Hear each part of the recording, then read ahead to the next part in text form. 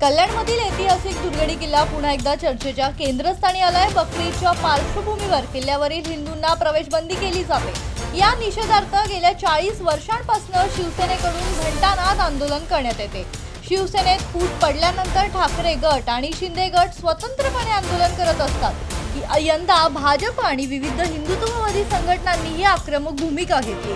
दुर्गडी किल्ल्याच्या पायथ्याशी रस्त्यावर होणारे नमाज पठण बंद करण्यात यावे आणि बकरी ईदच्या दिवशी हिंदूंना मंदिरात प्रवेश द्यावा अशी मागणी या संघटनांकडून करण्यात आली। या मागणीसाठी भाजप आणि हिंदुत्ववादी संघटनांचे कार्यकर्ते दुर्गडी परिसरात दुर्गा स्तोत्र आणि हनुमान चालीसा पठण करणार असल्याची घोषणा करण्यात आली आहे।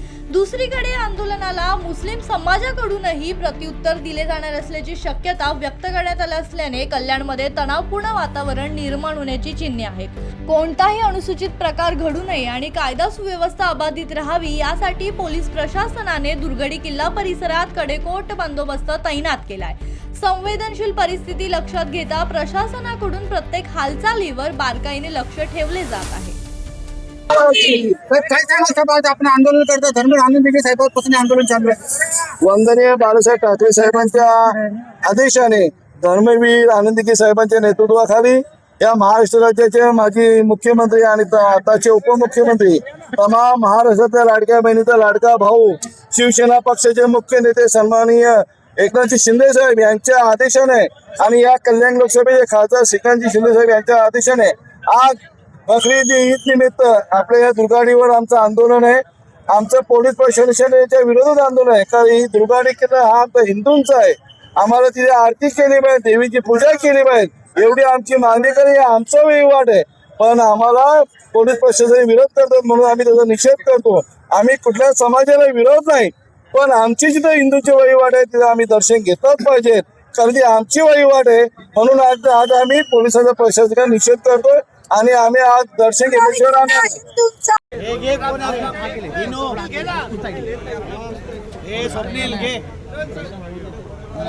काय सांगायला आपण आंदोलन करत हिंदू हृदय सम्राट शिवसेना प्रमुख बाळासाहेब ठाकरे यांनी हे सुरू केलेलं आंदोलन आहे।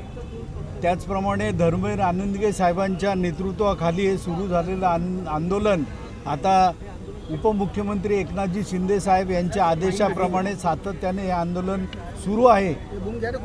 आमच्या दुर्गाडी देवीचं दर्शन घेण्यासाठी जो अटकाव केला जातो, मज्जाव केला जातो, तो चुकीचा आहे।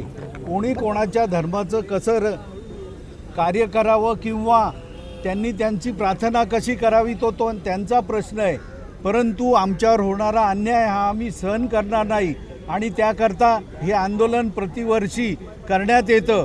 त्याचा उद्देशच असा आहे की आमचा हक्क आम्हाला मिळाला पाहिजे। दुर्गाडी किल्ला हा आमच्या हक्काचा आणि तो नाही कोणाच्या बापाचा, त्यामुळे बंदी आम्ही सहन करणार नाही आणि त्याकरता हे निषेधात्मक आंदोलन सातत्याने ते सुरू आहे। लवकरच या बाबतीमध्ये निर्णय अपेक्षित आहे।